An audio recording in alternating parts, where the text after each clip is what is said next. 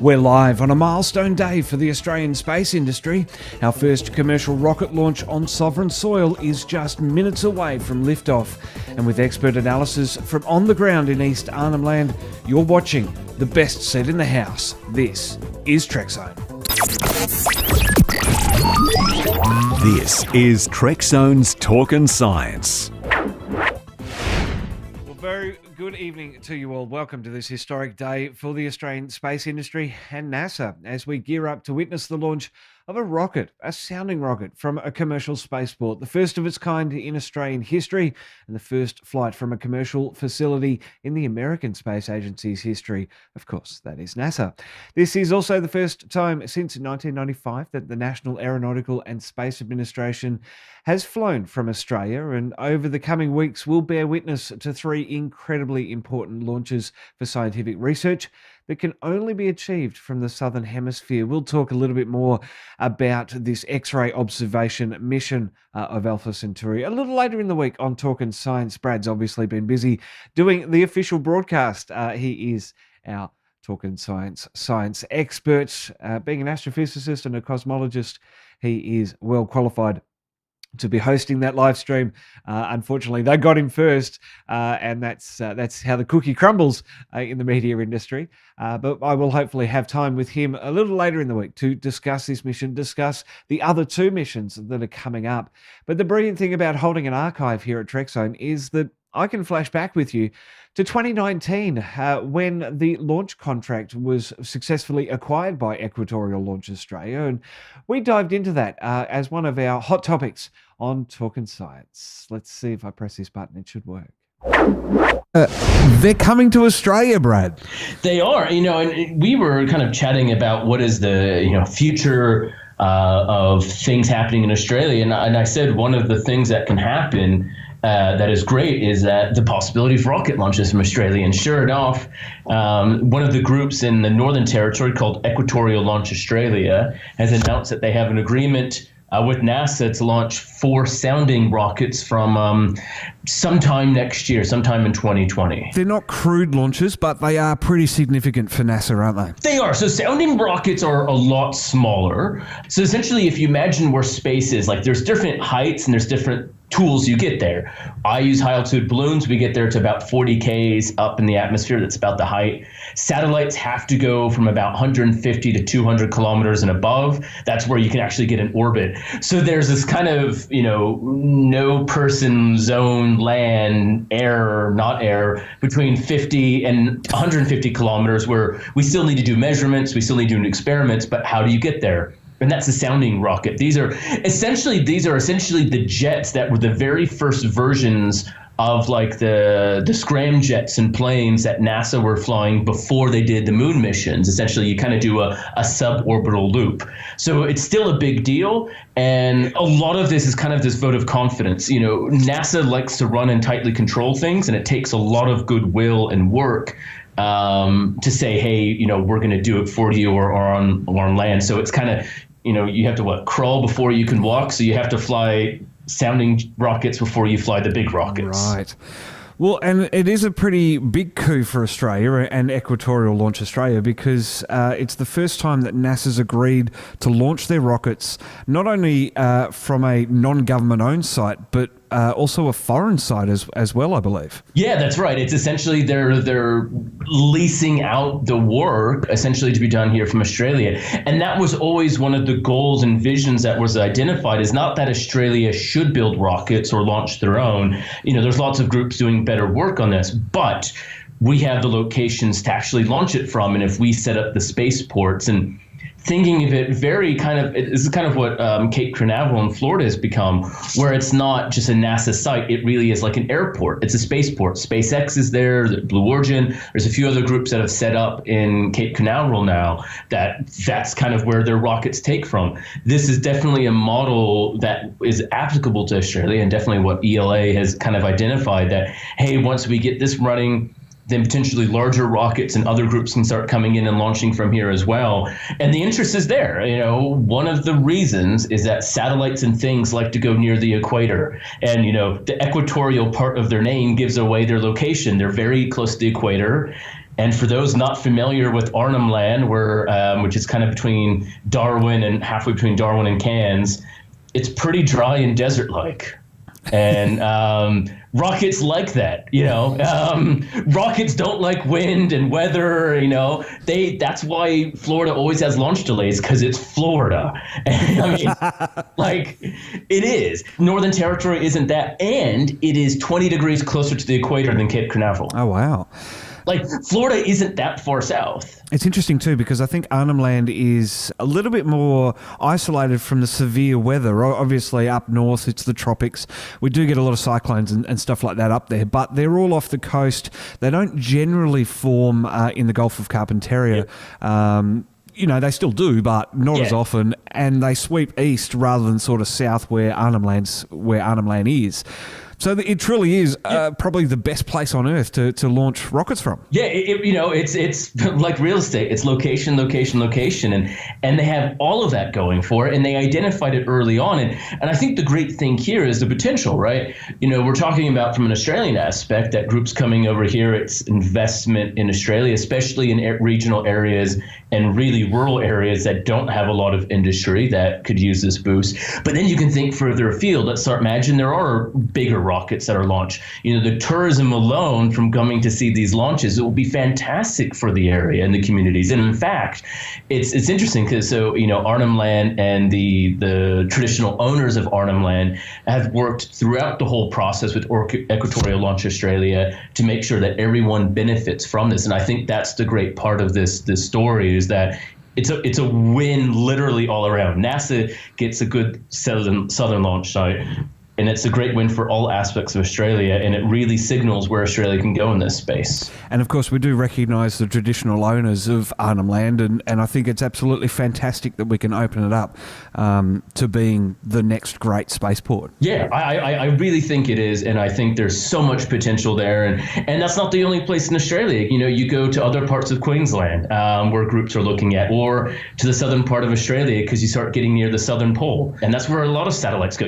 Australia, everyone jokes that we're this giant island. Well, we're finally starting to take advantage of our giant islandness.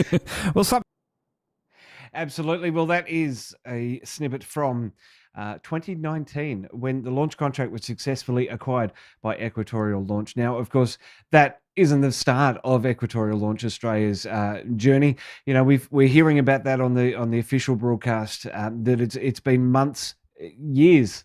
It's been years and months of years in the planning and one man's idea to create this. And one thing that I love as well, and of course, we do recognise the land on which ELA are launching tonight, and the land that we join you from here as well, here in Australia. And we recognise the elders past, present and emerging of these great lands. And it is an incredible thrill to be able to showcase the beauty of Australia in the lands that we have. And we have these, as Brad was talking about there in that story from 3 years ago, that the conditions in Australia are so rife for launching. Southern Launch has the Caniba Test Range in South Australia, and they're also developing the Whalers Way launch complex as well down just outside Port Lincoln, and the very southern tip of Australia. So we have access to not only the equatorial region, but also the southern polar region. And the only other launch facility for the southern polar region is French Guiana, which suffers more turbulent weather than we do here in Australia. Obviously, having large, barren, open plains certainly helps in that regard. Not a lot of nasty weather crosses the Nullarbor that can't be seen for a long while away. Now, we are going to be taking you to the official broadcast shortly. You will not miss the launch from us here on Trekzone. We will be taking the official stream, and it is full acknowledgement to the team at Equatorial Launch Australia for putting that stream together. They've had some teething issues, but we stand ready to help. Just putting that out there. But they have had those teething issues. They are working on them. Obviously, this is the first launch. This is the first launch for NASA in almost 30 years. It's the first launch for ELA. It's Australia's first commercial spaceport launch as well. So many incredible firsts happening right now. And I do wish that I was up there in Arnhem Land to see this in person. Still looking at trying to get up there for the second or third, or maybe both launches over the coming weeks as well, because it is something to behold. It is history in the making for us here in Australia. And I've seen some comments online that we're overstating the achievements of this, but it can't be ignored that even though we as Australia have been contributing to NASA's missions to the solar system, communications with the Tidbin Miller tracking station. We're also supporting ESA, the European Space Agency, with their ground station in New Norcia in Western Australia. We do a lot of stuff. We have done a lot of stuff over the decades since flying into orbit and into space have become within our reach. But the biggest thing has been that we haven't had one government agency to coordinate all of this and really push our agenda on the world stage and what we can do. We've signed the Artemis Accords. We have our own Aussie lunar rover happening on the Artemis missions in the years ahead, hopefully by the end of this decade. Hopefully it'd be great if President Kennedy was still around to issue that decree and set the challenge for the end of the decade. Unfortunately, we had a previous president that just said, "Well, we've got to beat that timeline." It didn't quite work out, but hopefully by the end of the decade, we're going to see an Aussie lunar rover on the surface. There is so much excitement happening. Not only do we have our friends at Southern Launch in Adelaide, Mission Control headquarters in Adelaide as well. The whole Australian space industry is basing itself out of Adelaide in South Australia. We've got our good friends Gilmore Space down on the Gold Coast. They're looking at building, they are going to be building, they have government approval and government grants to build a spaceport in Hervey Bay. So there is plenty of stuff. Those three companies are the main ones looking to drive launches here in Australia, supported by dozens of other companies. We really are building this industrial complex that we need, that we haven't had here in Australia. Unfortunately, it's a little late for those in the car manufacturing industry, with Holden, the last to pull out of Geelong in Victoria quite a number of years ago now. That expertise has been lost. All of those people have been have retired or moved on, reskilled into other areas. Maybe some are coming into the space industry, but that is certainly there. And now just keeping an eye on things, keeping an eye on the official stream just to my left here as we broadcast live from Trekzone's studios in the west of Brisbane. Now, going to keep going with my spiel. I've got a little bit more stuff to fill with as well. We know from our good friends of the show down at Southern Launch and over at Gilmore Space, the building and launching Aussie rockets on sovereign soil is critically important for the evolution of our nation, especially in a post-COVID world. As I was talking about, reskilling this up, driving industry jobs back onshore, and having Australians making Australian rockets and doing everything Australian. It comes back to this comment that I was mentioning, that there is a lot of us chest beating almost about these milestones when other countries have been doing this for a long time. The US, Russia, the European Space Agency, Canada joining in with NASA as well. It's not to dismiss all of that and those decades of history, but for us here in Australia, this is a pretty big bloody deal. We'll be seeing Southern Launch further develop their Whalers Way complex near Port Lincoln in the months ahead. And Gilmore Space is developing a site in Hervey Bay, right here in Queensland, as I said. But the focus tonight is on Equatorial Launch Australia and their launch facility in East Arnhem Land in Australia's Northern Territory. ELA owns and operates the Arnhem Space Centre, which is a multi-user commercial spaceport in East Arnhem Land in the Northern Territory. It sits at 12 degrees south on the latitude, and the ASC is a unique global launch site with an array of options, excellent weather and upper atmospheric conditions, a stable geopolitical environment, and comprehensive logistics infrastructure. It's a unique global launch site with an array of options, excellent weather, as I said, and those upper atmospheric conditions. And you really can't just ignore the logistical aspects of all of that. The BB-9 rocket, if you'll excuse me just one second. The BB-9 rocket will travel to over 300 kilometers into space. It's about halfway to Starlink satellites. It's going to be carrying an atmospheric observation and sensing platform to observe the Alpha Centauri A and Alpha Centauri B constellations. The rocket's first stage and payload will return to Earth and be recovered. We will have more detail on this mission on the next two Oh, of course, the next two missions. I'm reading the script for the first time. So we will have more detail on this mission and the next two in Talking Science a little later this week. As I said at the top of the show, really hoping to catch Brad in between his work in Canberra and his work on the live stream right now. It is time to join the coverage. We're chatting. Brad's just in another pre-recorded interview at the moment. I'm going to throw you over there, see how we're looking, see if we can get an update on when launch is happening.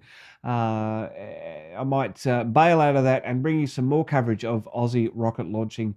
I'm going to work on that behind the scenes. But right now, let's crash into Equatorial Launch Australia's live coverage, hosted by our very own science expert, Dr. Brad Tucker.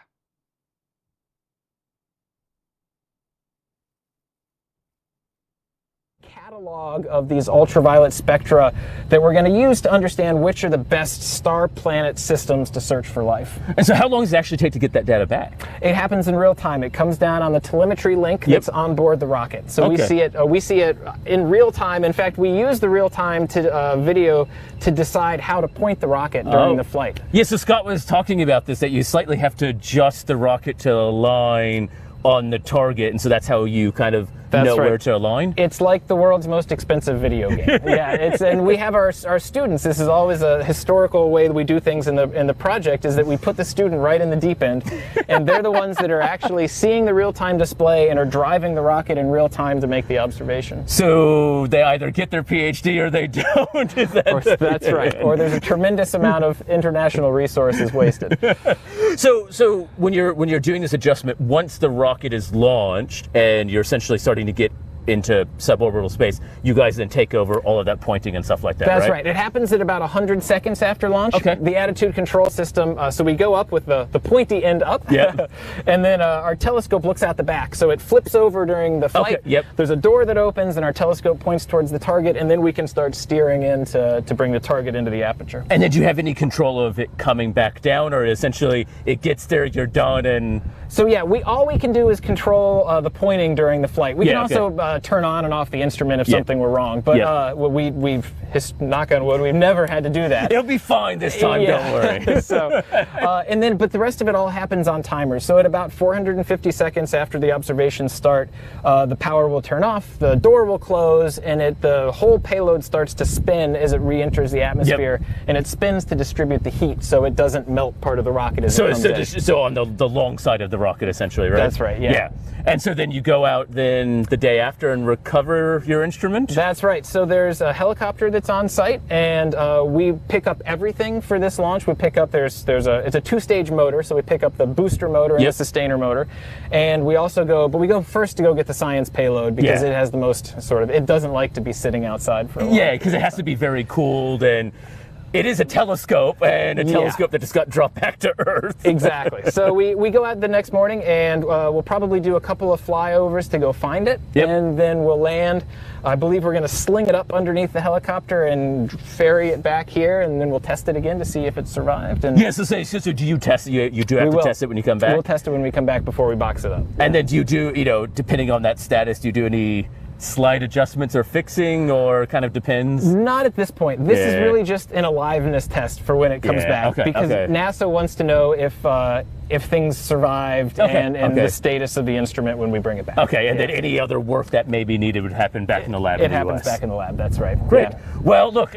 So the second launch is scheduled for the 4th of July. 4th of July. And then the third launch is the 12th of July. That's correct? Right. Yep. And those windows there's still a few launch windows for each of those? That's right. I think each has 3 days that we can do. I think the conditions here have been really very nice, I say now. So I'm pretty optimistic that we'll be able to launch on the original dates planned. But yeah, we've got a 3-day backup in case. Well, it's great to have, and we look forward to seeing cysteine induce in orbit looking at Alpha Centauri. Absolutely.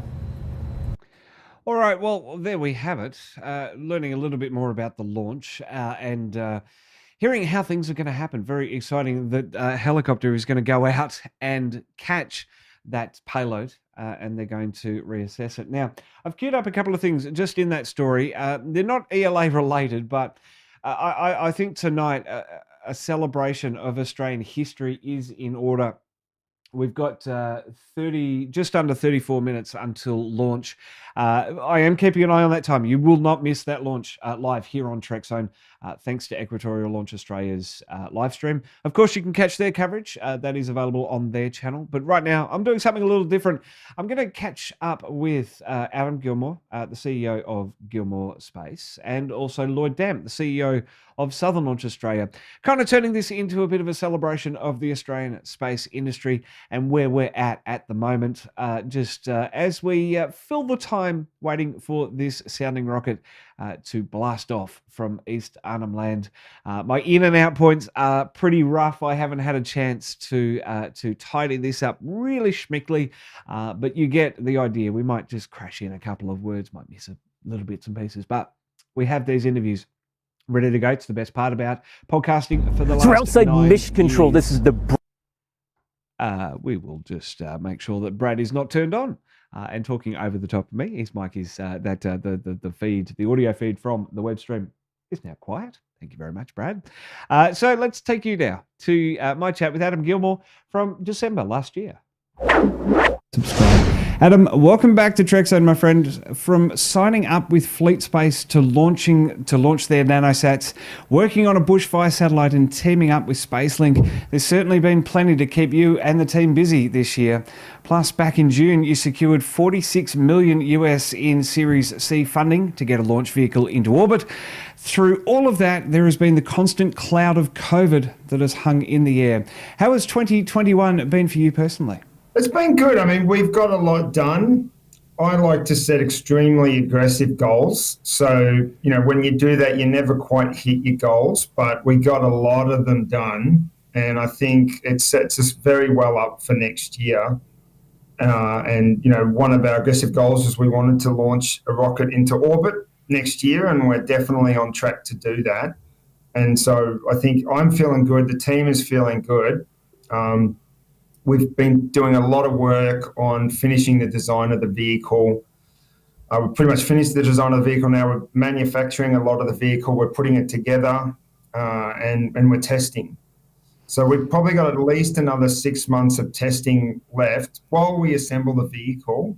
And then we want to launch in the second half of next year. Very, very exciting. Well, earlier this week, Dr. Brad Tucker and I discussed the announcement of the Space Manufacturing Hub in Adelaide, and we're going to get back to the rocket too. And with Mission Control and Agency Headquarters also in Adelaide, and now this Manufacturing Hub as well, they're all coming to the City of Churches. There's a strong push to focus the space industry in South Australia. As a Queensland company, what are your thoughts on that? And do you feel like the rest of the country is being excluded? I don't think so. I think it's good that state governments are also chipping in. I think what the country needs is a significant increase in the amount of government investing into the industry in its early stages so we can compete effectively with other nations. And what I am seeing is quite a robust commitment from various states. South Australia, definitely. Queensland is committed to space as well. New South Wales has started to make a lot of noise about space. And I think Victoria will next year. So I don't really think it's a case of whoever moves first wins.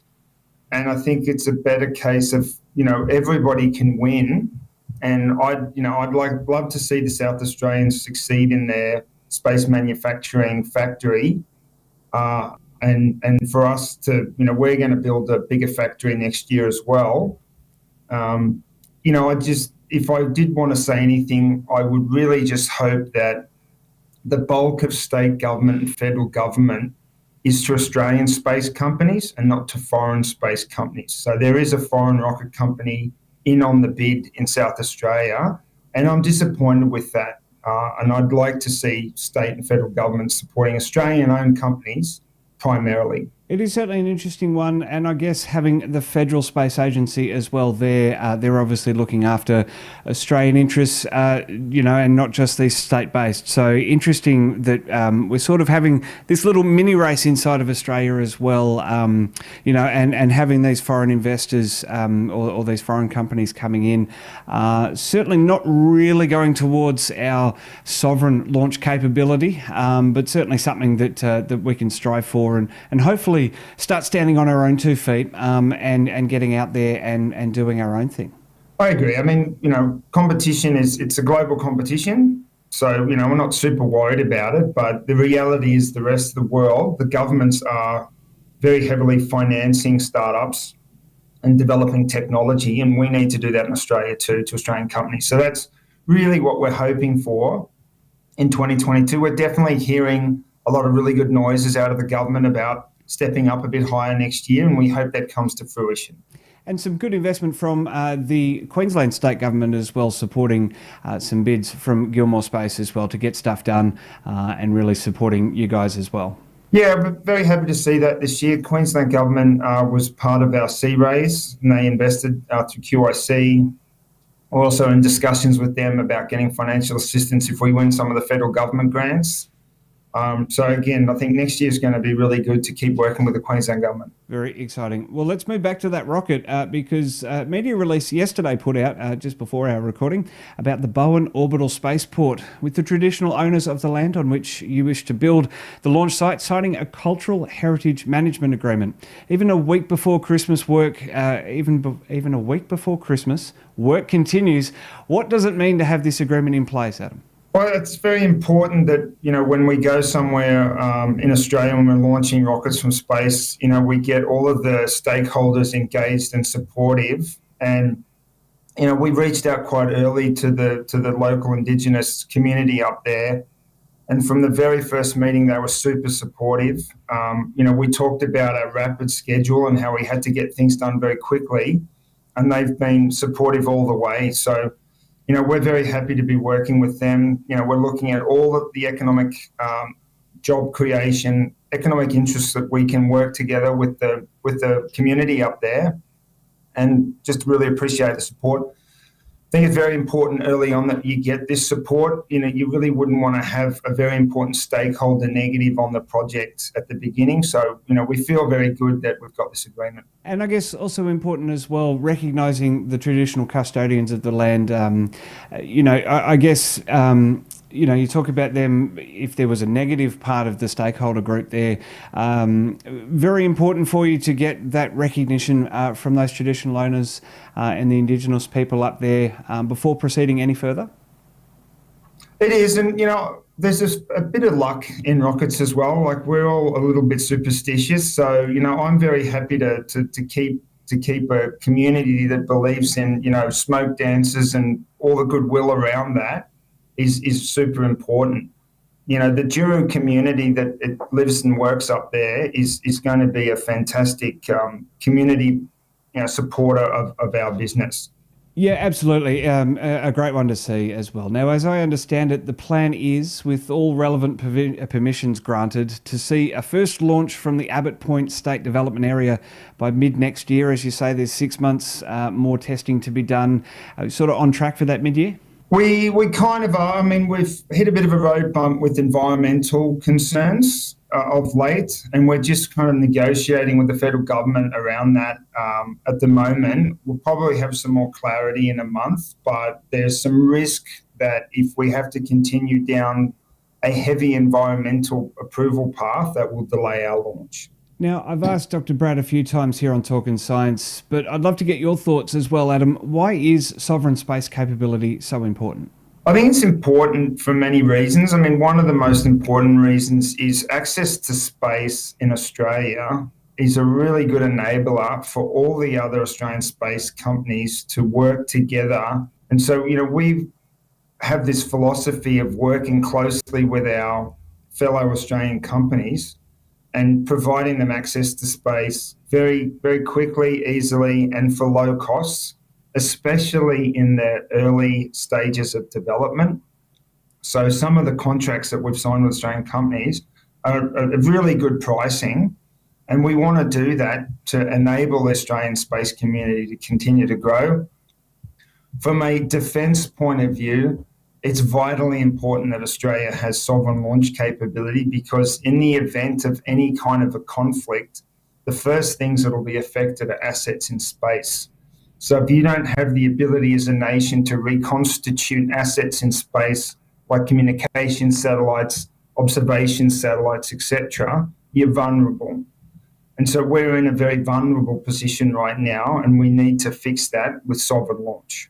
Well, aside from the Bowen launch in the middle of next year, if it goes ahead, of course, safety first, what else is on the horizon for Gilmour Space in 2022, Adam? Well, we're building bigger vehicles, so we'll be working very heavily on what we call the Block 2 vehicle next year, which increases the payload about triple from the Block 1. Wow. So that's a vehicle that will take almost a tonne of payload up into space. So we'll begin that work in earnest in January. We've started a lot of work already, so that'll keep us busy. We're also building a second launch vehicle. So we have the ability to launch at least 2 rockets next year, and we'll commence the building of the third and the fourth vehicle next year as well. So we'll be very busy making rockets next year. Very, very exciting. Looking forward to all of that, Adam. And as always, it is great to chat with you. Looking forward to working closely with you next year and featuring you across Trekzone podcasts. Thanks for beaming in for this edition of Talking Science. My pleasure. Well, there we go. Gilmour Space CEO Adam Gilmour, good friend of the show. And as you can see in the top right just there, we have a T- count going. I don't have the T-, but trust me, it is the countdown. It is linking up with the live stream from Equatorial Launch Australia. So you will not miss that launch live here on Trekzone as part of Australian first stuff. It's very, very exciting on this Sunday evening. Where else can we go? We are still waiting for that live stream to happen.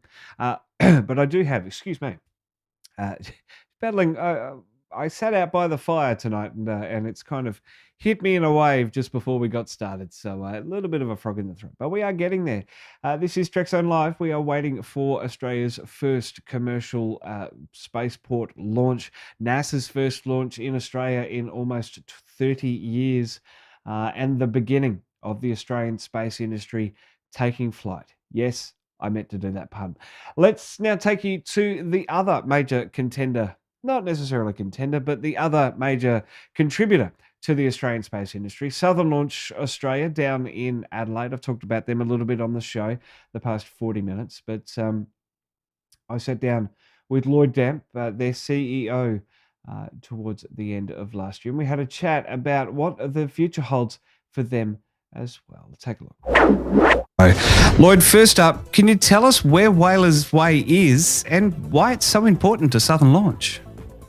Sure. So Whalers Way is at the tip of the Eyre Peninsula. Now, for those of you who don't know where the Eyre Peninsula is, it is the big peninsula here in South Australia. So it's about half an hour's flight west of Adelaide.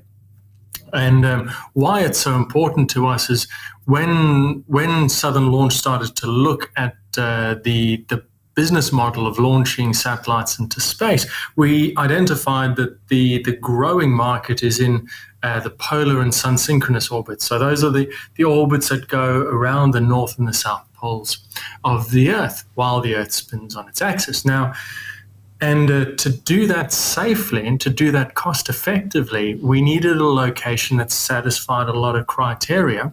And lo and behold, it was the Eyre Peninsula here, west of Adelaide, that satisfied the criteria the best. So hence why we're doing the things are there. And you mentioned the polar orbits. Is that one of the key reasons that makes it different from the other launch complex at Cuniba? With Cuniba, it's about suborbital launches. So the rockets go up, out into space. They deploy a telescope or a camera or test a bit of equipment before then falling back to Earth under a parachute. And the key thing being Cuniba is out across the deserts. You can go out there and actually collect your telescope after the event and inspect it or download the information from it. Whalers Way is all about getting the rocket up into space and then accelerating it to 11.2 kilometers per second so that it stays in orbit around the Earth. So that's the fundamental big difference between the two launch sites. Now, this approval that you've received from the South Australian Commission Assessment Panel is quite strict. Can you run us through what you're allowed to do? Sure. So the whole goal of this approval is to undertake up to 3 rocket launches from Whalers Way. This is to help us understand the noise and the vibration caused during a rocket launch, and feed that into our major project, so our environmental impact statement. So, as I said, we can do 3 rocket launches. We can build infrastructure, temporary rocket launch pads. We can bring in shipping containers and generators and the likes. At the end of the 3 launches, we have to be prepared to tear out any infrastructure. So everything that we're doing is removable, in other words. So we can bring in a backhoe, pick up the launch pad and take it off site if need be. Now, it took 8 months to come to this point. Were there any hurdles along the way? Besides this being the first time a civilian rocket launch pad has been properly constructed in South Australia, everyone had to learn how to go through the process. And there's a lot of explaining and diagrams and whiteboards and the likes. But the good thing is that everyone very quickly understood what it is we're trying to achieve and wanted to help us follow the process, and ultimately getting approvals is up to us, and being able to provide sufficient information to the different authorities. But everyone was very keen to work with us to understand that process, because it's never been done before. So, is having those conditions on the permit prohibitive in any way? We don't believe so. And, the company has a very strong environmental ethos through everything that we do. So one of the conditions is that we put together an operational and an environmental management plan. We had one of those anyway. So all we've done is dusted that off, so to speak, and handed it across to the regulators. And they've gone, so far so good. So it's none of them have been anywhere or onerous or restrictive in our operations. So. It is absolutely incredible. So, as you say, there are 3 launches permitted with this permit. I'm guessing that the next step then will be to understand what these tests show you, and then go to a more permanent facility. Is that how it's going to work? Yeah, so the next step for us is to get, so I should add, what the state government has approved is only the construction of the concrete and the intended use of the land. We've now got to get approvals from the Australian Space Agency to operate what we're calling Pad 1. So that's been an ongoing process with the agency. And then following that, we then can work to get a launch permit from the Australian Space Agency. So the key thing for us is to be able to link that all through together, so that ultimately we can do these 3 launches safely out into the Great Australian Bight. Well, the regulatory process with the Space Agency, as you say, is the next step. Is there a timeline for when that might come through? No, but we're working very closely with Enrico Palermo and his broader space agency team. It's fantastic dialogue that we have with the agency, because like the construction of the pad, and sorry, I'm looking towards Whalers Way down that way. This hasn't been done before, so we've got a very, very good dialogue with them as we go through this regulatory process. And we're very lucky in that we've been able to replicate a lot of the policies and procedures from our Kaniba test range across to Whalers Way. And so in doing that, we've started with the base that we know the Australian Space Agency expects and understands, and able to then modify it across to Whalers Way, which is a different environment, different operational conditions. But it's helped us hopefully expedite those approvals. So. Well, in the press release a little earlier, you mentioned that this is a huge milestone for Australia's sovereign space capabilities. Why is it so important for us to have facilities like this? And why should we be launching into space or even into suborbital planes? Yeah, so it all comes down to a sovereign capability, right? And more than just a sovereign capability, it provides a new industry for Australia and a new source of STEM, I'll say, inspiration to the future generations. So from a sovereignty perspective, we now have control of one of the most critical domains out there. You know, our mobile phones, our banking, radio won't work without access to space resources. GPS, for example, it's all based on satellites up in space. Should Australia no longer have access to the American GPS satellites, we will need to be able to replenish those or create our own capability. And so this is where it then feeds into the next phase, which is gaining access to that multi-billion-dollar industry, which is space and access to space. A really good example is, you know, Australia is at the very forefront on developing the next generation of atomic clocks. Right, these are incredibly accurate clocks. So, for an example, should we lose access to one source of GPS satellites, we, Australia, could partner with other nations developing our own replacement, and then not have to rely on a third-party country to then actually get those satellites into space. So, it's a very good sovereign capability, plus then the ability to capture part of that market. And lastly, you know, the space technology truly excites generations of students. We work very closely with quite a few schools, both here in South Australia and more abroad.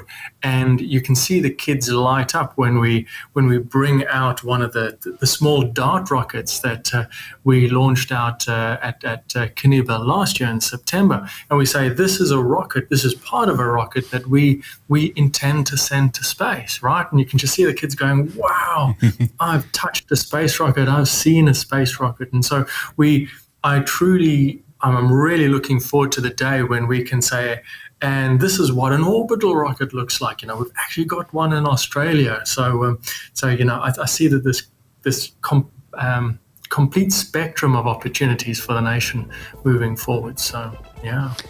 Well, Lloyd, I cannot wait for launches from Whalers Way. In person, hopefully, if COVID stays away long enough. Thanks for beaming in today and good luck. No, thanks so much, Matt. Anytime. That was Southern Launch CEO Lloyd Damp. Talking Science Fest. That was the, actually, I think it was about 12 months ago today. 12 months ago today, Sydney went into its 3-month lockdown following one case of COVID Delta, turning into that massive infection that swept through the entire city. That was, pretty sure that was 12 months ago today. That was the reason we were actually driving to Canberra through New South Wales at the time to do Talking Science Fest in person. And unfortunately, that all happened. And after a day of travel, yes, 12 hours of driving from Queensland to northern New South Wales, we got turned around by the police and got told to go home. We would not be admitted into the Australian Capital Territory because we had been through New South Wales. Incredible times. Can't believe that those 2 years are behind us. There's still a little bit of a ways to go, but still so much happening in that space. So much has happened in that time, affecting so much. We have the countdown happening. We are under 10 minutes to go on the launch. I'm going to take you live back to live coverage from Equatorial Launch Australia's official stream. I'm just waiting to see. Just waiting for them to wrap up an interview, if you'll excuse me and my nose. We are just a little under 9.5 minutes to go. Excuse me 1 second. And it is going to be incredible once we finally get there. We did see some pictures of the launch pad live. The camera's struggling a little bit to capture the low light of that rocket. Obviously, the launch pad is in preparation for launch. Everything is locking down, bolted down. The countdown continues. All things are ready and in preparation. So much collaboration to get this one done. I know these sounding rockets were loaded onto a barge and they were literally shipped from the United States, from the US. And these sounding rockets are incredible. As Dr. Brad talked about in that Talking Science story from 2019, these rockets have been around since the very beginning of launching missiles and launching rockets. Well, launching rockets especially, with this Series 9 version having first flown in the 1970s, and it's still flying to this day. Most recently, it flew in February or March, I think it was, definitely this year. And now there's going to be 3 more launches in the space of 2 weeks. Just incredible to think that technology 40 years old, 50 years old, is still good and available for use. Just filling the time here as the official stream wraps up their interview with one of the traditional custodians of the land. You are watching Trekzone live. We just, excuse me once again, we are, of course, filling the time waiting for this rocket to take off. We've had some weather delays. We've had a little bit of delays. Delays are normal, especially in the first launch. The fact that we are still counting down with under 10 minutes to go, now 7.5 minutes, just incredible. I cannot wait to see this in person, to bring this to you live here on Trekzone. It's part of our mission statement now. On July 10, we celebrate the 19th birthday of Trekzone. Registered the domain as a Year 10 school IT project back in Year 10 junior high, or would that be senior high? Something like that. Yeah, that's where it started, 2003. It was a Star Trek website in the beginning. It's diversified now in the last 5 years to be science, space, and science fiction. Now also encompassing the production arm of what I do, Spiral Media. We are now Trekzone Media. And next year, as we celebrate, or when we celebrate our 20th anniversary, there's going to be something very, very big on the horizon. Planning on that is going to start in the next couple of weeks. It's going to take about 12 months to get all that sorted. So very much looking forward to that. Very much looking forward to bringing you some snippets of what I do. Excuse me once again. What I do outside of Trekzone. You'll be seeing that on the socials. So like, follow, and subscribe to Trekzone on Twitter, Facebook, Instagram, LinkedIn as well. Trekzone Media. We are on LinkedIn, so give us a follow there. If you do feel inclined to become a member of Trekzone here on YouTube, you can do that by jumping onto the trek.zone/support. That'll take you straight through to the sign up page for YouTube membership. If you don't want to give money to us via YouTube or Google, you can do it direct via PayPal with a bit of a fee. That is paypal.me/Spiral Media. I'm going to start putting that money aside to go towards the production costs of the big event next year. Details on that probably at the start of next year. I can't tease it for too long. Continuing to fill that time as the pre-recorded interview continues on the official live stream. We are going to take you there straight after this. They are obviously filling some time as well. We're just over 5 minutes until launch. You can see that on my counter, on their counter as well. This is very, very exciting. It is a momentous night for the Australian space industry. I know I've said this a couple of times. I know some people online are a little bit annoyed about that fact that we are continually mentioning that it is a very significant night for Australian space industry. And it quite frankly is. This is the first commercial spaceport launch for NASA. So that's pretty big. It's the first commercial launch for Australia. That's pretty big. And it's the first launch for Equatorial Launch Australia, which has been dreaming of this moment for so many years. And it is a huge kudos to the team for getting to this point, no matter what happens next. Successful launch, of course. But a kudos to them to get to this point, to be awarded the NASA contract 3 years ago, to be able to get to this point and have a whole team of people ready and raring to go, and doing it in Arnhem Land in Australia's Northern Territory. It is absolutely incredible. I'm lost for words. It is amazing. I've run out of script on the auto cue. Dr. Brad is back. We are about 3.5 minutes away now on the T-minus counter. I think it is time to take you now live to the official coverage for that launch. I'll sort out my nose. I'll be watching this stream along with you guys. So let's enjoy the show. Let's bring you into Brad now. Clean? Now, it's sounding very heavy in here. Now, people may have noticed I'm a tad excited by this. Now, I am a scientist. My specialty is looking at stars that explode and how the universe evolves. Hey, the rain's stopping. There you go. That's the great thing about the weather. I am excited to see this rocket. I have never seen a rocket in person. I've seen videos. I've seen stuff happen from rockets launched into space. I've never seen it here personally. We're stopped. So we have now just stopped at 3 minutes, so we will pause the counter.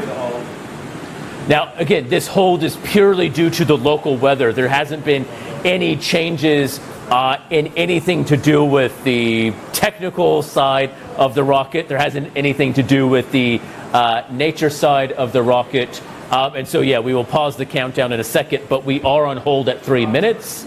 So we will reset the counter to 3 minutes, and this is purely due to the weather. Now, the great thing about the way the weather is happening here is it's not like there's a massive storm that is happening repeatedly. There does appear to be local pockets of just rain coming about.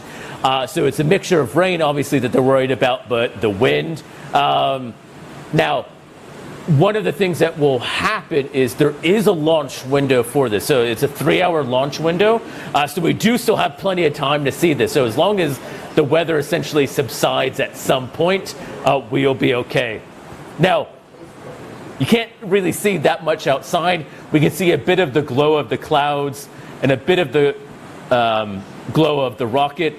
But you do notice that there are some raindrops on the camera. Well, it is outside to catch the launch of the rocket. You can just see the light bit of the base there. Now, again, for those who are just turning in, this is a sounding rocket.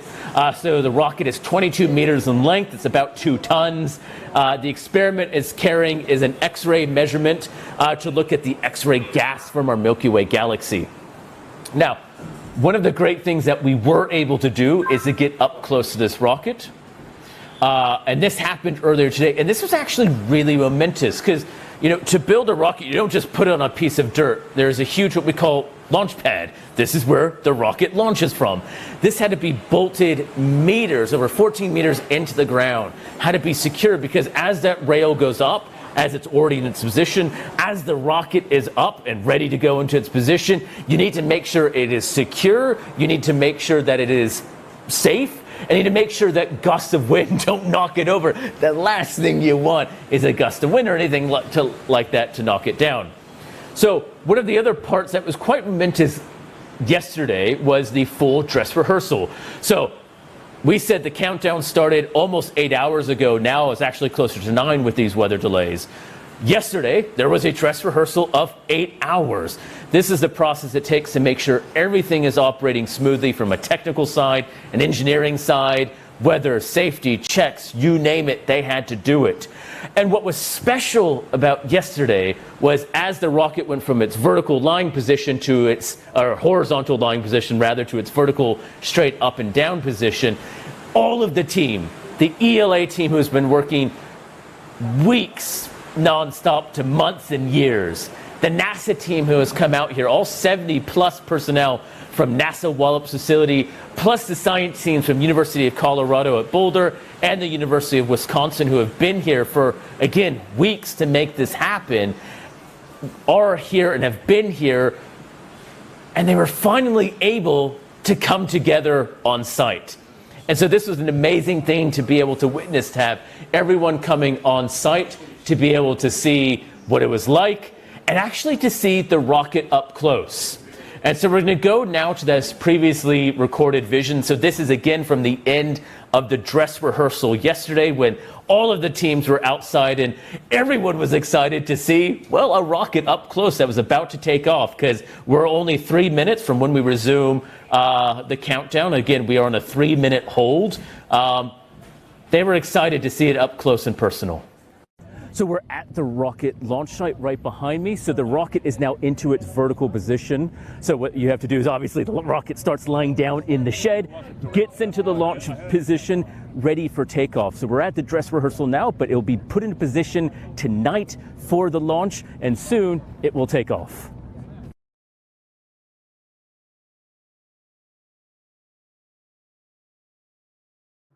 Okay, so we are obviously still waiting. We have a weather radar now as well to keep track on that. It is a 3-minute hold that we are in at the moment. That means that hopefully this weather clears, and it certainly does look that way. Very patchy, very localized weather front. Did sound quite loud. Not having a feed in my ear, I didn't actually know that there was a massive amount of rain pouring down as we went to Brad, but obviously he explained that really, really well. We are not too far away. Going to keep an eye on that. Des129, g'day. You wanted me to say g'day. There you go. Thank you for joining in. Look, we don't do big numbers here on Trekzone live streams, and that's okay, but I do it for posterity, and people tune in after the fact. They find us, they enjoy our different coverage, and eventually the YouTube algorithm will support us. Something will happen. We are at T-3 minutes and holding right now, waiting for Australia's first commercial spaceport launch. It's a NASA sounding rocket. It's going to be studying the X-ray. It's going to be studying the X-rays from Alpha Centauri Alpha and Alpha Centauri Bravo, or A and B. Let's take you back to previous shot of where the rocket was. Now, this is what it's like right now. Obviously, we're in the nighttime, but this is the position of the rocket. It's in its vertical position. So it comes out of the housing, moving from that horizontal to vertical position, being locked into place. And it really was momentous yesterday when all of the team was able to get there and see it up close and personal. And you know, when you have a rocket launch, there is a huge amount of people who have to make it happen. And when you look at the different parts of this, you have the engine, you have the motor, as you're seeing. So you have the rocket on the left, or the right rather, the gantry, the support structure on the left. You have the science payload, as you're seeing in the middle, going to the top. This is the bit of the rocket that makes the rocket what it is. And some of the people you're seeing are these people who have been working non-stop, I think it's fair to say, for weeks to months in some cases, making sure of it. Sometimes you have to get underneath the pier of the rocket to make sure everything's working. And normally it is a smooth sailing operation. Now, we are in a T-3 minute hold. Again, we are purely in a weather delay hold. Now, we are in the Northern Territory. We're at the Arnhem Space Center, and we're in a place, or a time and place rather, where we're in the dry season. This is supposed to be where the weather is fairly consistent day to day, where the temperature is pretty much 28 to 30 degrees Celsius every day, and stays like that. That is not the case right now. We've obviously had some rain impact. Now, the rain has stopped. That is the good thing. When the weather is resumed to be stable again, they will initiate the rest of the countdown. And this is why you have a T-3 minute countdown. This is purely because all of the other checks are here. Everything else is ready to go. We're only waiting for the one thing that no one can control, but everyone would like to, and that is the weather. You know, one of the things I get to be asked all the time as an astronomer, I use telescopes to look up is, well, can you look through clouds? No. There are so many weather anomalies, we'll call it anomaly, that stops us. Wind, rain, storms. In this case, it is the gusting wind that is blowing in with this rain. Now, again, it has stopped, but there does need to be enough stability to make sure that it is in the safe parameters. And in fact, you can see on the camera there are a few raindrops on it. Again, keeping in mind this camera is outside because we budgeted for the dry season, not the wet season as is apparently turned into this afternoon and evening. But nonetheless, once it is deemed safe.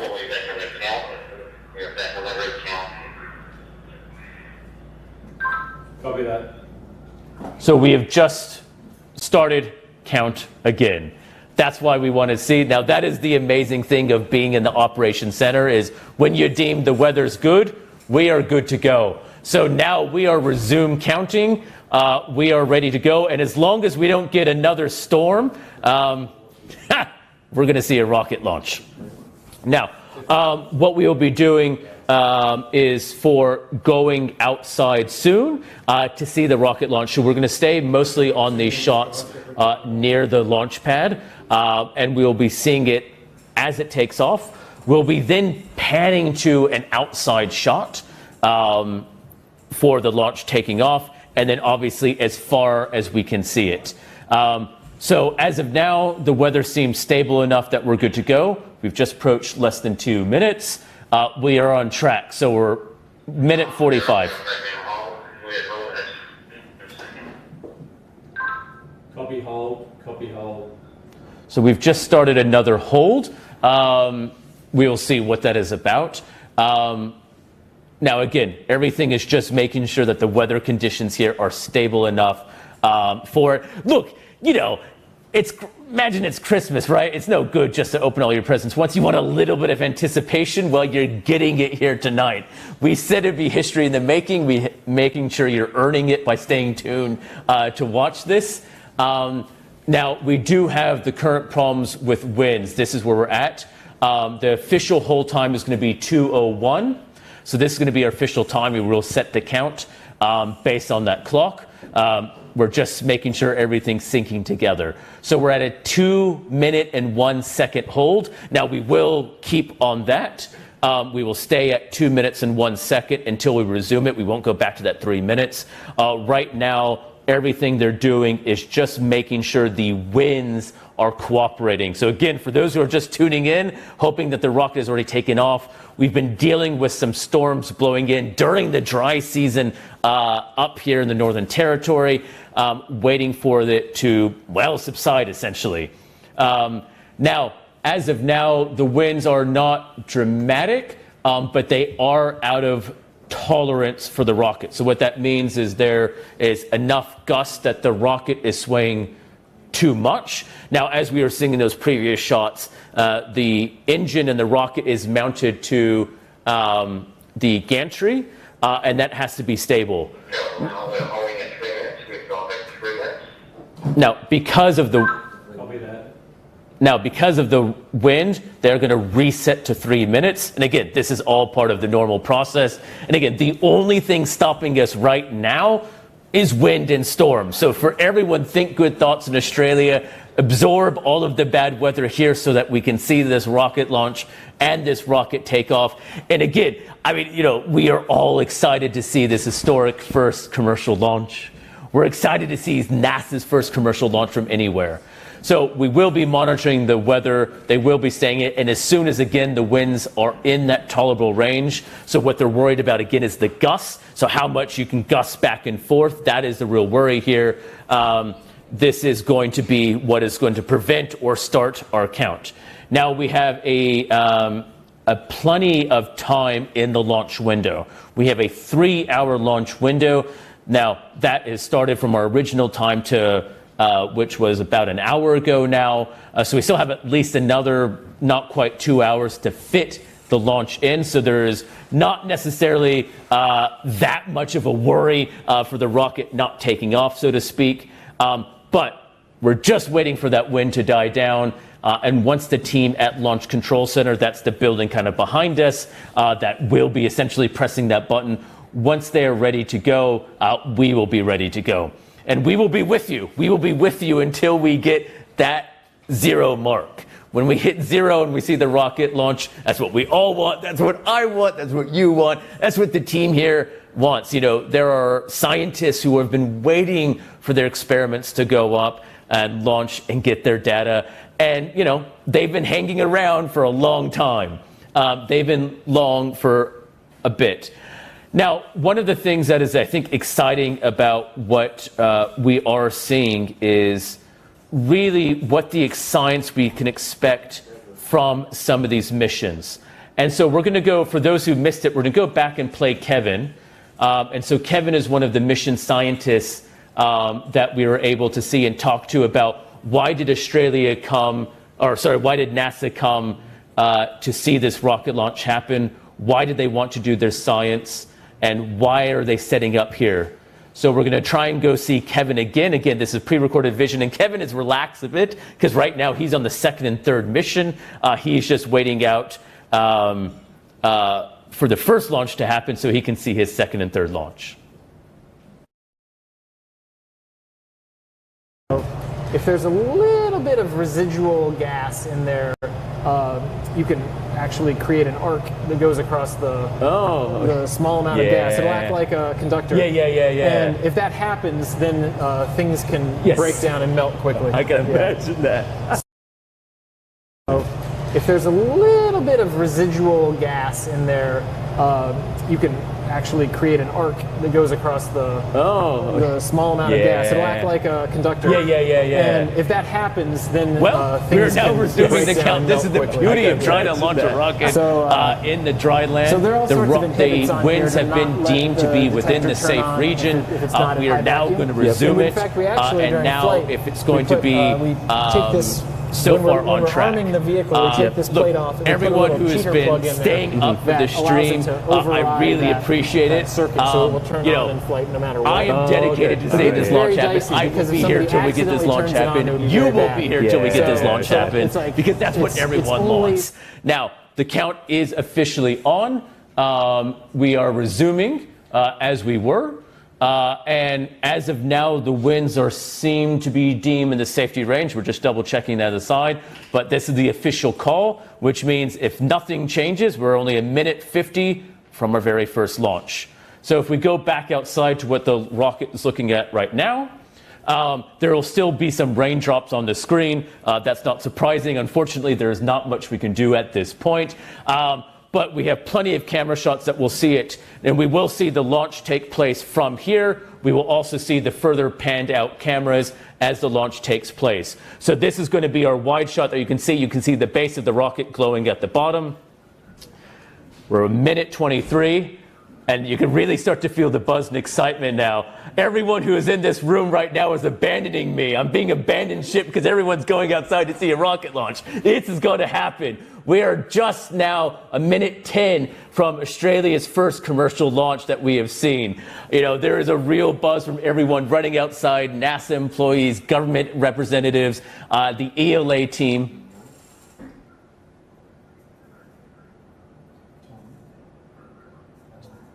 So the winds have just popped up again, unfortunately.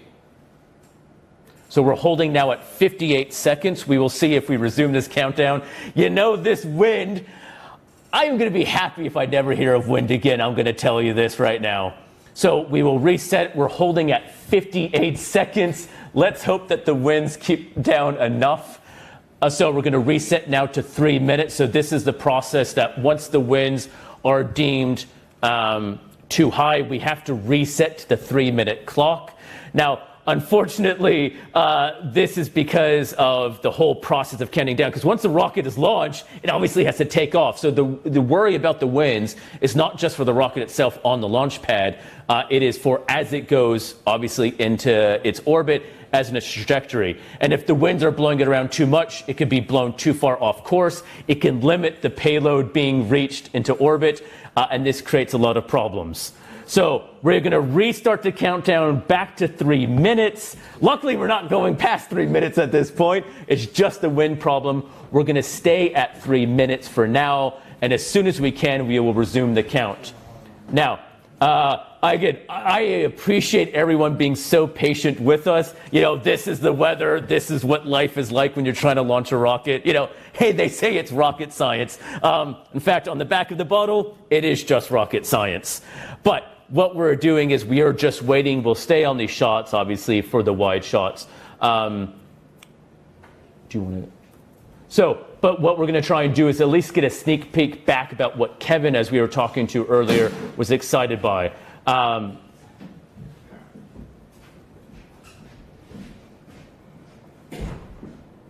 Sorry, we are just trying to make sure everyone's at the right 3 minutes. Oh, thank God, I need a drink.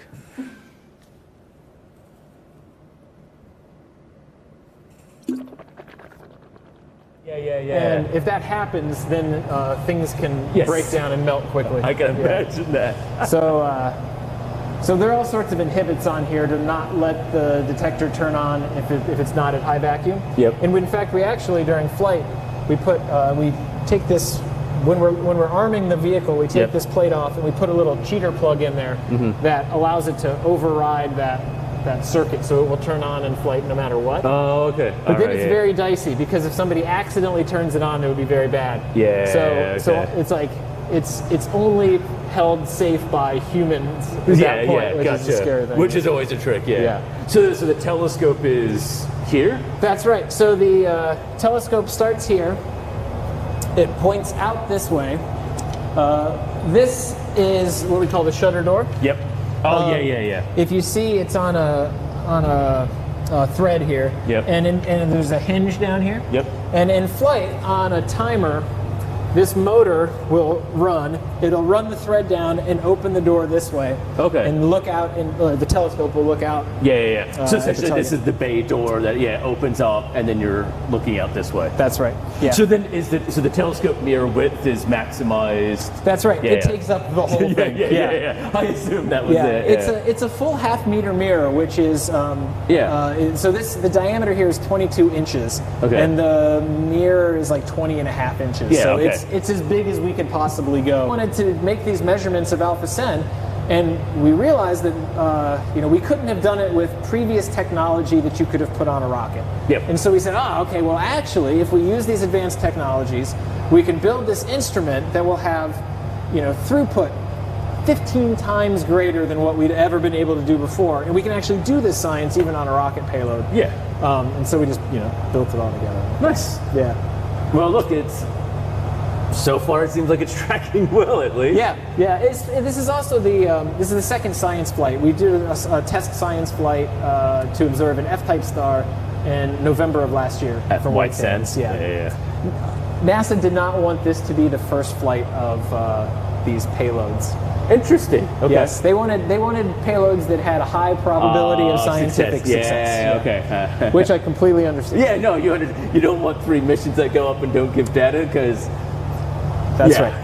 This was a big investment, and so we wanted to make sure that we got the bang for the buck. It makes sense, right? I mean, because it has not just been you guys coming here; it has been the whole everything. Enterprise. Yeah, exactly. Which has been fantastic. Which normally you're just dealing with the individual experiment, right? In terms of especially operating from the U.S., where here for these 3 missions, it is the whole enterprise of the facilities, getting him here. Exactly, yeah. And when we launch in the U.S., we basically just plugging our experiment into a process that is already happening. Yeah. Here, we've created the process. Yes, exactly. And so it's just a much bigger undertaking, and so we wanted to make sure that we'd work the kinks out. Yeah, no, I understand. Did you get data on the first flight? It was beautiful. Yeah, we have my former my almost to defend grad student now is back at home writing the paper on nice. that Cool. data. Yeah. Awesome. 40. So, if you've just seen, we have resumed the count. And that is because, yes, the winds have now become, well, stable again. So we're going to try and see if we can do this again. And I appreciate everyone. Yes, I need a drink. I'm only fortunately drinking water because my voice is very sore. But you can do as much as you want at home. Hopefully we don't have to go back to that 3-minute game. So we are now just 70 seconds away from the launch. We will be going outside, as you're seeing now, to see this. So as long as the wind's stable for the next 2 minutes, essentially, or at least the next minute, this rocket is launching off. Now, I know I've said that before. So we are officially now under the minute count. We are still going. We are still... Yep, so we are still at 44 seconds, as you're seeing. So we will stay outside for the shots. We will keep it as much as we can. And we are going to see a rocket take off from Australia. 30 seconds. Now, the fact that we are having a rocket take off from Australia is just as... I cannot wait to see 20 seconds from now this rocket take off.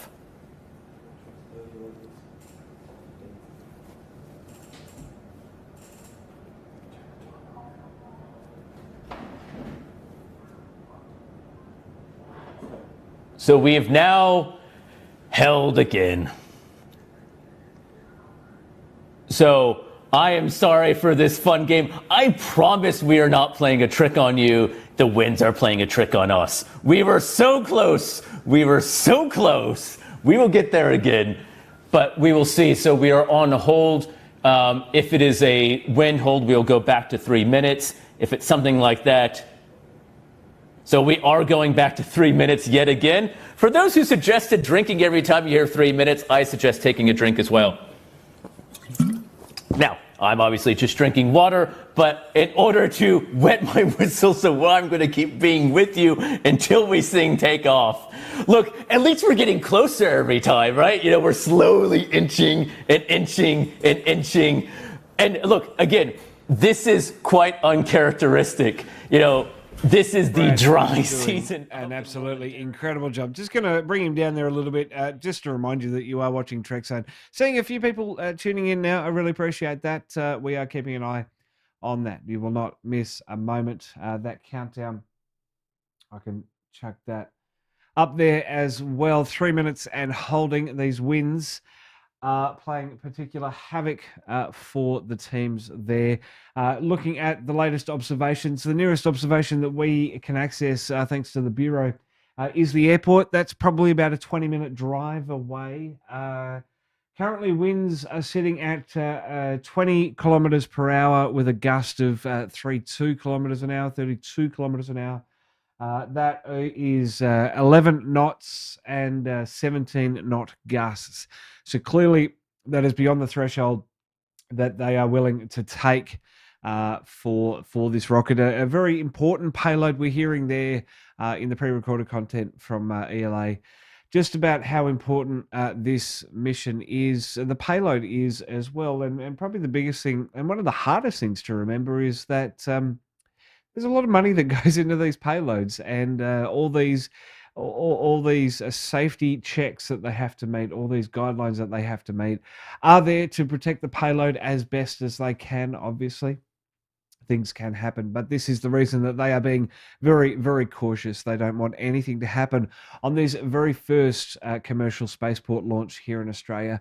Let's take you back to Brad. He's doing an awesome job, and I'm drinking every time he says 3 minutes as well. Here we go. Back to the live stream.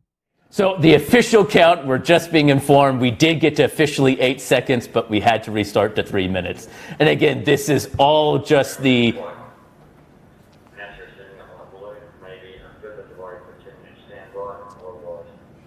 So we're just doing...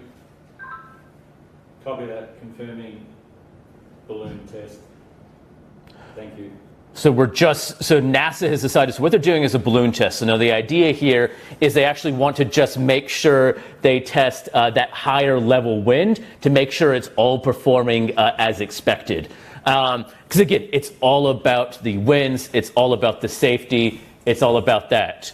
So now because of this, because they want to be extra secure, that they know what the wind's doing, that they know that the wind is going to be stable throughout, we're going to unfortunately have to go back to a longer countdown. So we're now going to go back to T-minus 10-minute countdown. We're going backwards in time. Now, this is purely to make sure that the wind is doing what it's doing, that it is cooperating, and that we're doing it. So yes, so those who are saying that we're going to be doing a balloon test, we are going to be setting it up. And for all of you who are keeping their kids up to watch this, I live in Canberra, which is a half hour behind in a very cold place. I know my kids are watching right now. So you know what? Stay up. It's fine. Your teachers can deal with you in the morning. It's not my problem.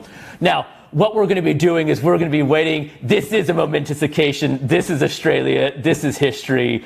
And, you know, we're going to be waiting here to make this happen. Now, one of the things that we were going to do is it was great to be able to see and interview some of the people on site. We were able to see the science. Yep. So what we're doing, so just getting the official text. So we're going to still stay at the T-minus 3 countdown. So that's the official countdown. And the way procedure starts is we're just waiting for 10 minutes. And again, this is what we're doing is NASA's going to be launching a balloon up, getting ready to test those higher level winds. And so what we're really waiting for is just to make sure everything's cooperating. Look, and for those who maybe this is your first launch, maybe this is your 100th. This is common. We often get weather delays for places. One of the great reasons why people wanted to come to the Arnhem Space Center is because hopefully you can get something called the dry season. Well, the dry season is making every single person at the facility work for this launch to make sure what is going to happen and to make sure they earn that rocket launch happen. And this journey has been happening for a long time. And we caught up with Michael earlier in the day, who is the chairman and CEO of Equatorial Launch Australia. He really was instrumental in getting this facility to happen. And hearing the story about how you go from an idea of building a rocket to now getting a rocket almost ready to launch. We're almost ready to launch. It's a kind of an amazing story. And so I just want to play back that story, that interview that we had a chat with Michael. And because it's an important one, when we think about where we are, how remote we are, what this vision is, it means a lot, not just for ELA, but it means a lot for Australia as well. And this is a sort of amazing thing to happen. So look, we are going to earn it. We're going to make it. And yeah, for those who are counting, when we get to those final 10 seconds, I am going to be louder than anyone can tolerably imagine because I'm going to be excited to see the final 10 seconds happen. Now, so we are, as we said, in this T-minus 3 minute hold rather, but we're in this hold for a few minutes while NASA launches a weather balloon. Now, unfortunately, we just don't have any vision or data from that, so we will wait to hear until NASA says so. But we are going to catch up with Michael, who we interviewed earlier in the day. Hi, I'm Michael Jones, the Executive Chairman and Chief Executive of Equatorial Launch Australia. And tonight, we're doing Australia's first space launch from here in Arnhem Land. So watch this coverage and you will see the first commercial rocket launched into space from Australia and the first time that NASA has ever launched from a commercial spaceport ever. So here with Michael on what is, I'd say, a momentous occasion. Today is a small way of describing it. Yep, every interview so far has asked me how's the excitement level. Have had no excitement, just been too busy. But today, starting to get a little bit of a vibe of today's a day. So the excitement level is increasing a bit. So that's good because I want to enjoy it. Yeah, I was going to say, that's the thing, right? I mean, because this process has been not just the past few weeks or past few months. This process has been quite literally years in the making. This has been an exercise of 7,000 cuts. Yeah. We submitted the start of our launch license about almost 2 years ago to the day. Yep. That's been a long, arduous process. The building of the site here and doing anything in a remote location is challenging.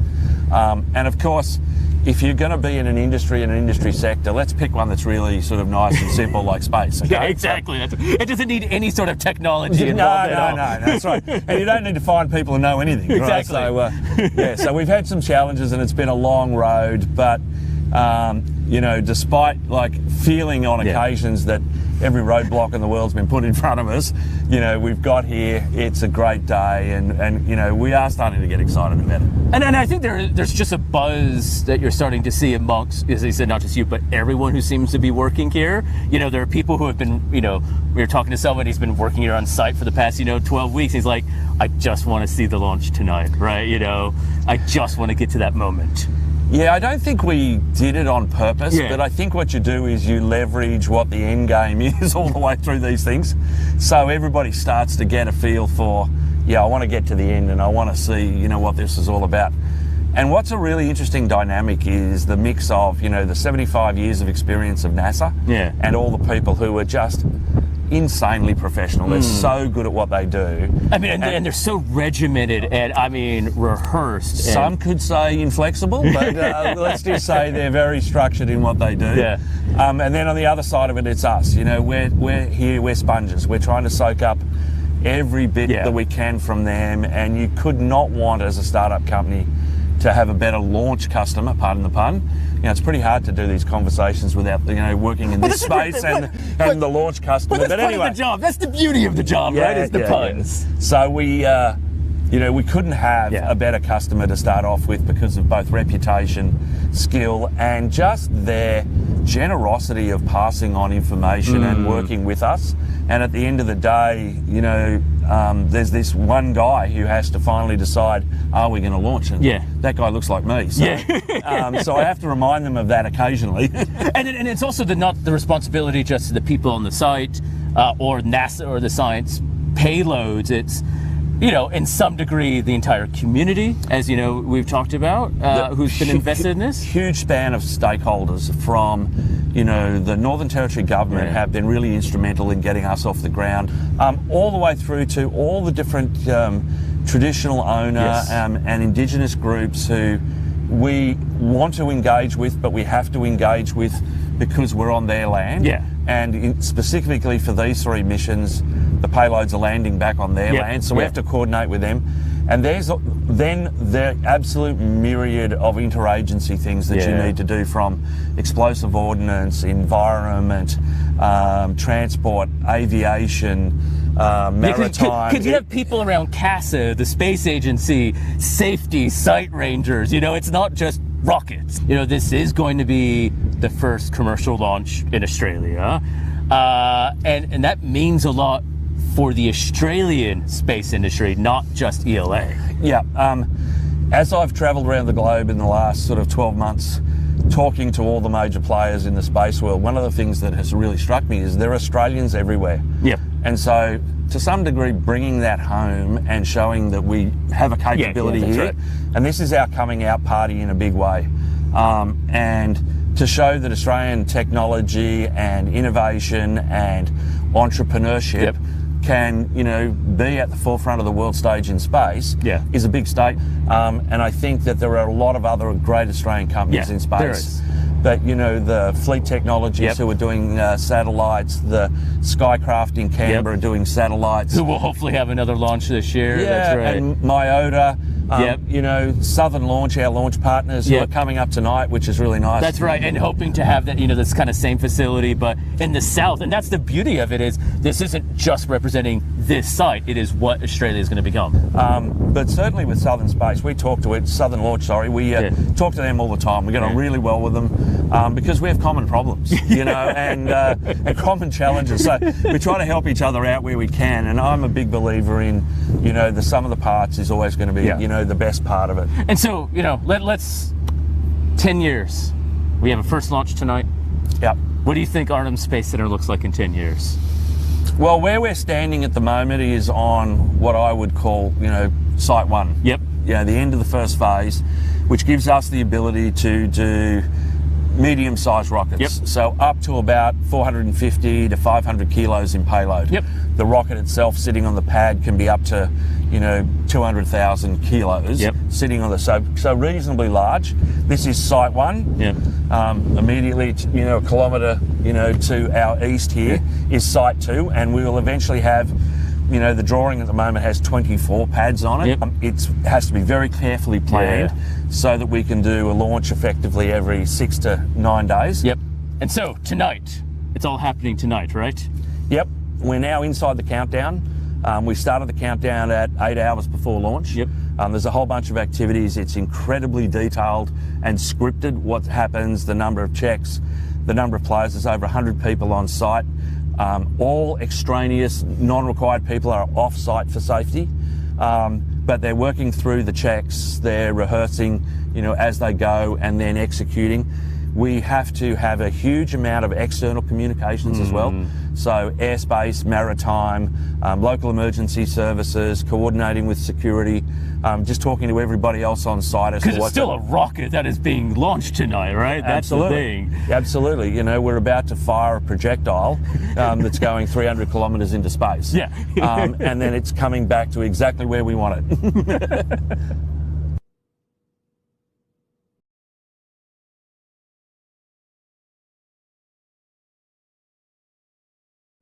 T-minus 3 minute hold for this weather balloon. Now the idea here is to have the weather balloon go up, test the local winds, because again, what we're worried about, and what NASA in particular is worried about for this rocket, is not just the winds on the top of the gantry of the rocket as we're looking at, but as it goes into orbit.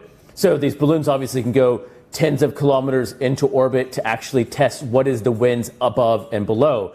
But now the key here is the whole rocket is obviously going to a height of 350 kilometers.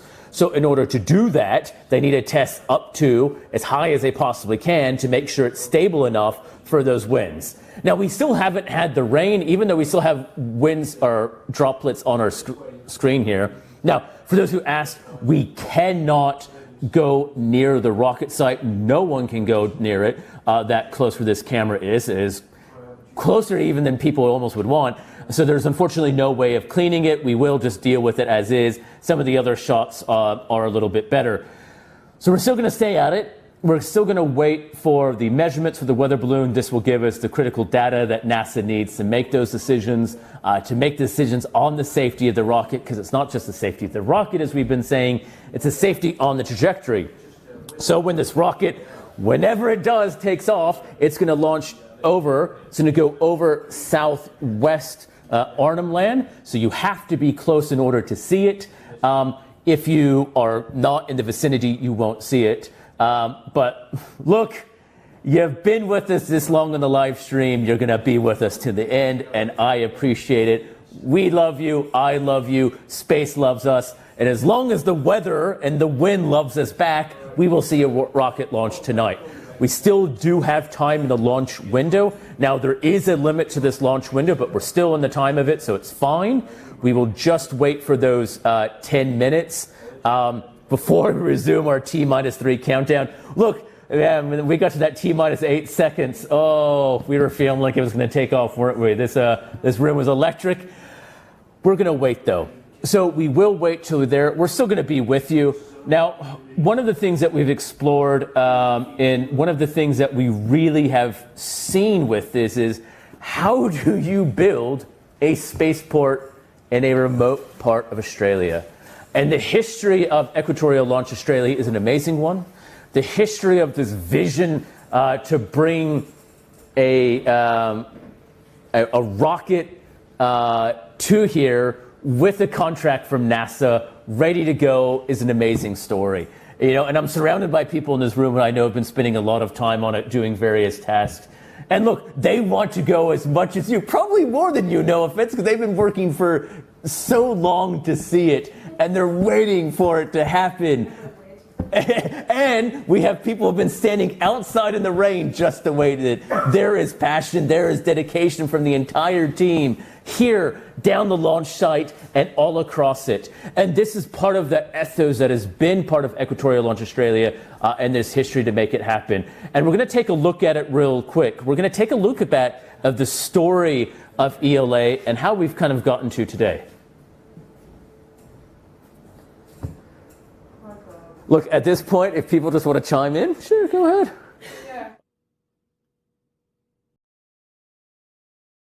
Hi, I'm Michael Jones, the Executive Chairman and Chief Executive of Equatorial Launch Australia. And tonight, we're doing Australia's first space launch from here in Arnhem Land. So watch this coverage and you will see the first commercial... Sorry, we were playing the wrong clip real quick. We're going to load the right clip in a second. People are still waiting for the launch. We have people around the site getting ready to go. Again, it does appear that the rain has stopped. It is the wind, and as some people are noting, it is the wind at higher altitudes. The wind does increase as you get to those higher layers.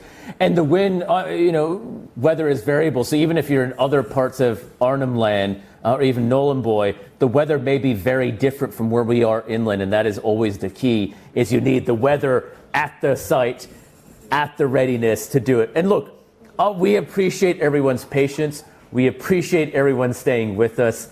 This is the first commercial launch in Australia. This is the first NASA launch from a commercial space point. And believe it or not, this is our first broadcast of a commercial space launch. Now, we have a dedicated, great team that is working with me who has been tired of listening to me, more almost than you, waiting for this launch to happen. But they are here. We are going to make it happen. And now we do have the clip ready to go of the history of ELA.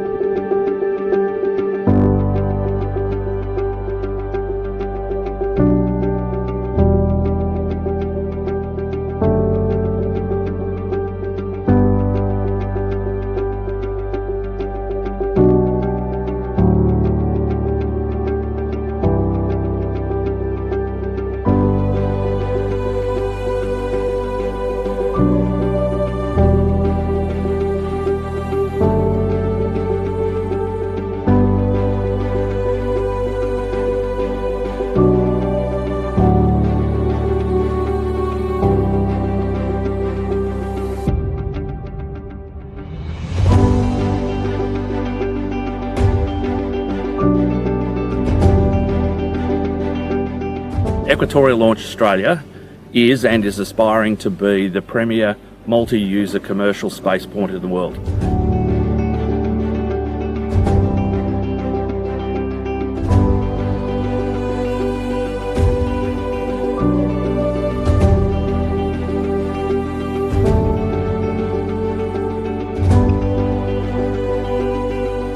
The company was founded and established in 2015 and has sort of spent the first couple of years determining the best location, and that's why we are where we are, because of the equator, which avails us of a whole range of astrophysical and orbital options.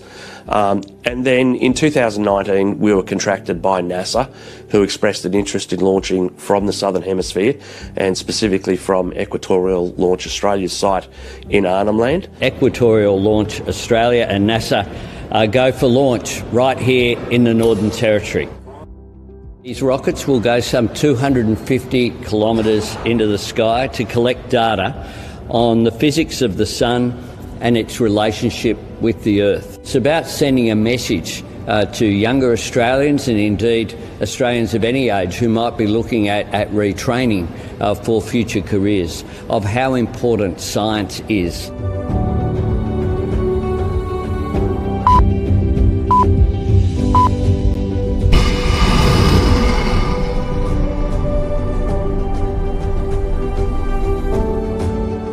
In the not too distant future, we will commence the operation of Phase 2, which will continue the development of the Arnhem Space Centre to allow much larger and much higher frequency of operations.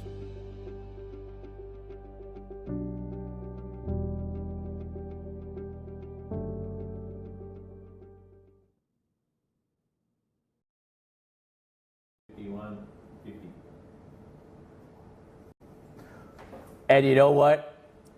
We're back on count. Yes! So we are now T-minus 140 and counting. So now as long as those winds stay away, We are going to see this rocket launch. Now, I'm sounding like a broken record, but this is okay. We are staying with it. We're going to get this launch. As of now, the winds seem to be as cooperating. And you know what? The beauty of it is a little bit of wind and a little bit of time has dried out our camera downrange.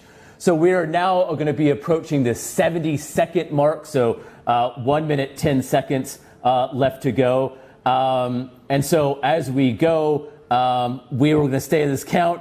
We got to 8 seconds last time, and then we had to wait.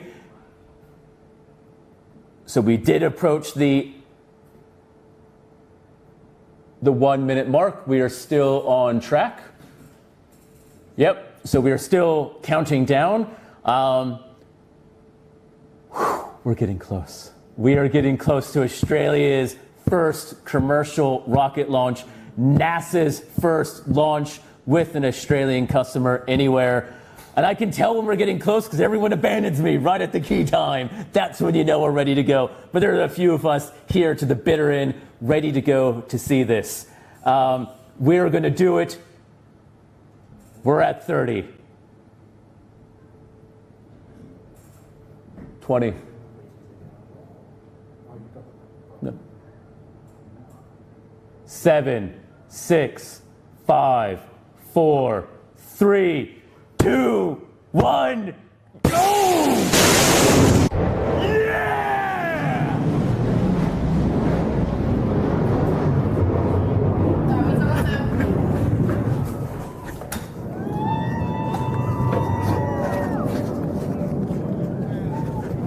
I need a camera. Where's my camera?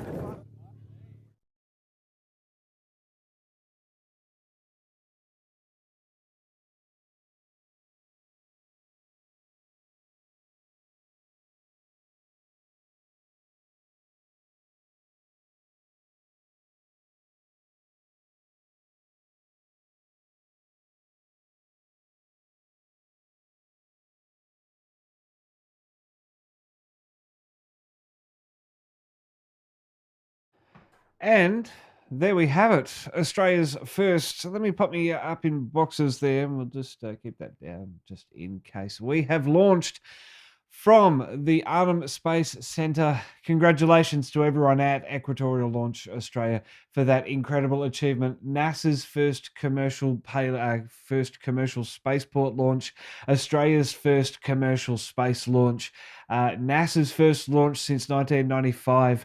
An incredible night. It is all over. All those delays, all that other stuff, it doesn't matter anymore because for those 5 seconds we saw that rocket take off and reach for the skies. An absolutely incredible achievement. 2 more launches to come. My aim is to be there. Can I be there? The question remains if I can get up to Nhulunbuy in time for the next launch. Just absolutely incredible. Regardless, Trekzone will be live for the next 2.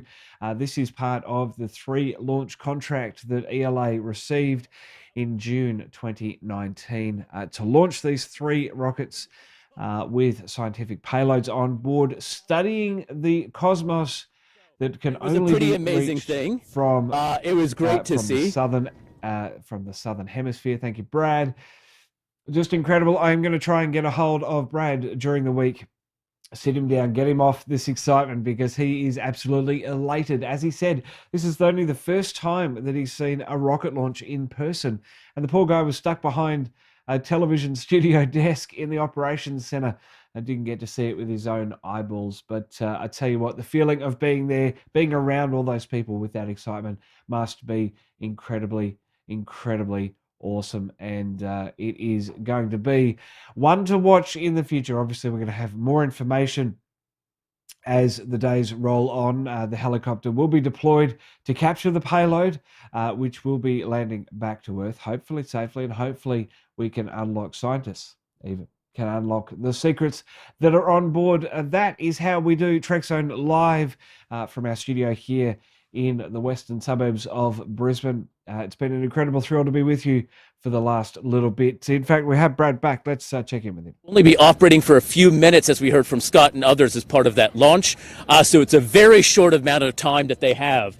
So as it's going, they will be getting the data. They will be getting the information they will need. and then hopefully it's a successful experiment. So the work hasn't stopped. I think that's the thing, is we saw the rocket take off. That's amazing. The work has not stopped. It is still going. We are still here. There are still people active on site, as you can see. The reason there are cars behind us, there are people still active in the mission, in the operation, between the launch site and the command site. There are the science teams working on their data.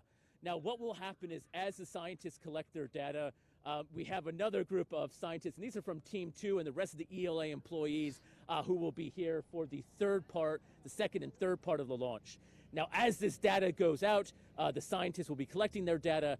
Now, this rocket and the payload will land kind of yonder, way beyond my shoulder, hundreds of kilometers behind, and tomorrow morning it will be recovered. So, the work hasn't stopped. The work has now just begun. That is the important thing about this launch.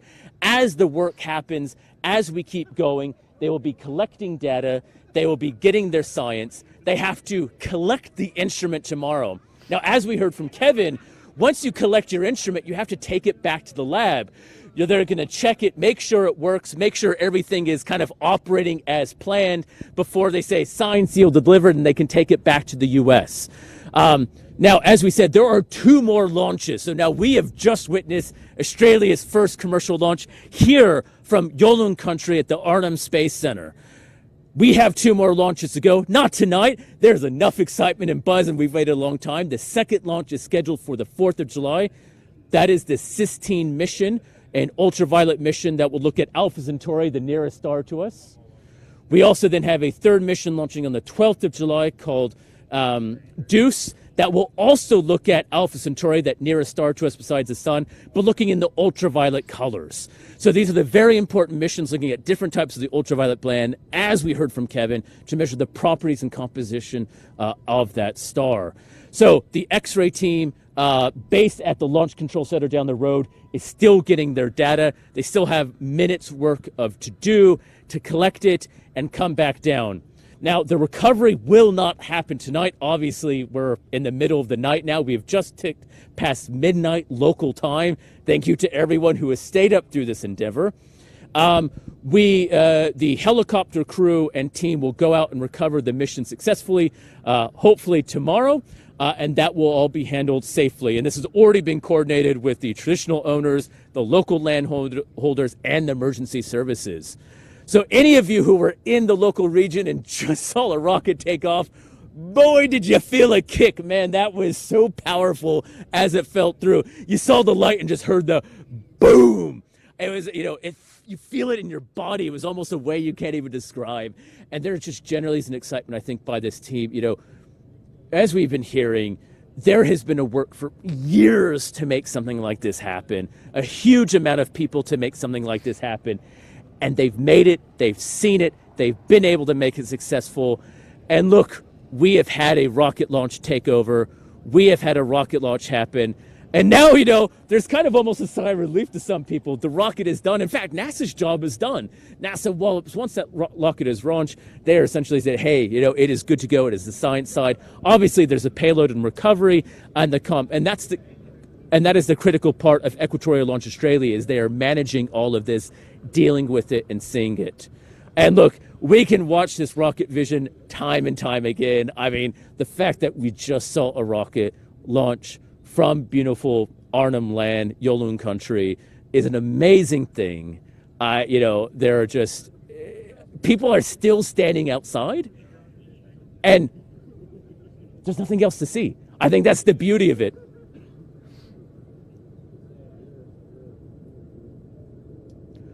And that is where we are going to leave our coverage of Equatorial Launch Australia and that very successful first launch.